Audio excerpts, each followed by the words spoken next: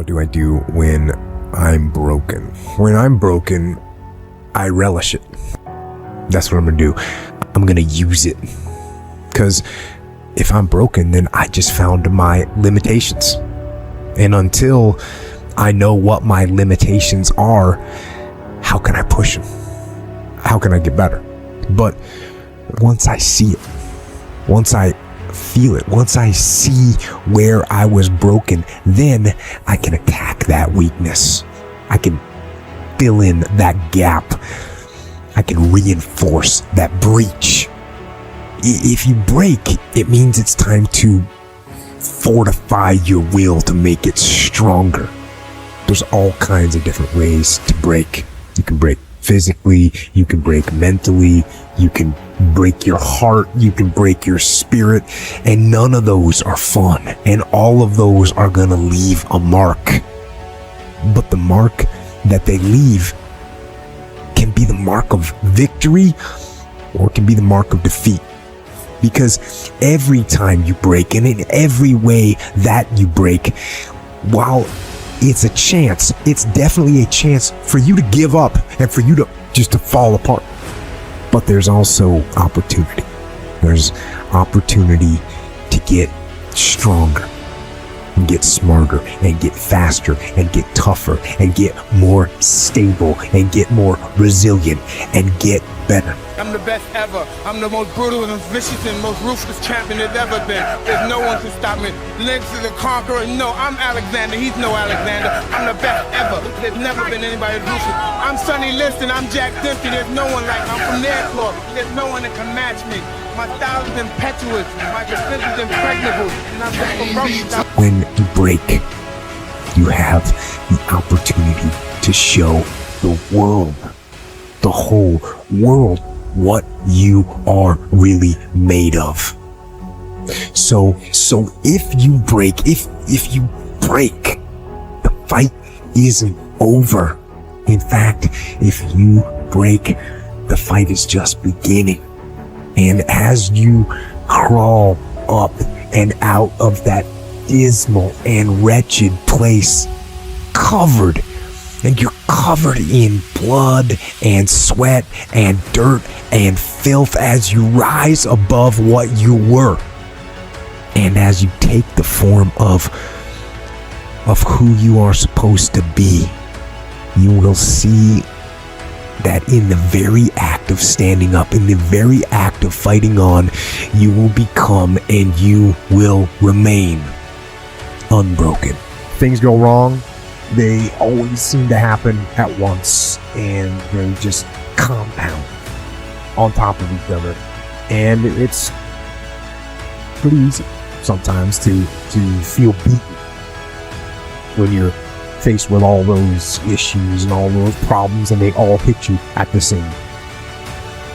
But let me tell you, that doesn't mean give up. In fact, it means the opposite. It means it's time for you to fight on, to dig in. It means it's time for you to go on the war path. And that starts with one of the fundamental laws of combat leadership: prioritize and execute. What's the biggest problem? What's causing the most stress? Family? Okay. Sit them down. Explain where you are at. Be blunt, be upfront, and then give them the simple plan of how you're going to get things back on track. Don't sugarcoat it. You give it to them straight. Next, you got some late payments. Call those creditors up. Explain to them what's going on. Set up some kind of a minimum payment plan so you can start making some progress and get them off your back. And then you got your job. Right? You're falling behind at work. Okay, talk to your boss. Face it. Tell him that you're going to step up your game. Tell him you're going to be at work early, you're going to be at work late, you're going to be at work during lunch, you're going to be wherever you need to be whenever he needs you to be there. Tell him you're going to get after it. And tell him that you're 100% committed to supporting him and the company and the mission. And then you get started. And I'm going to tell you right now, it won't be easy. It will be hard because life is hard. That's what life is. And these challenges that you face, they're going to do their best to take you down. Do not let them. Stand up, dig in, line up those problems and confront them, face them, fight them. Do not let them bring you down. In fact, let those challenges raise you up. Let them elevate you. Let their demands and their trials make you stronger.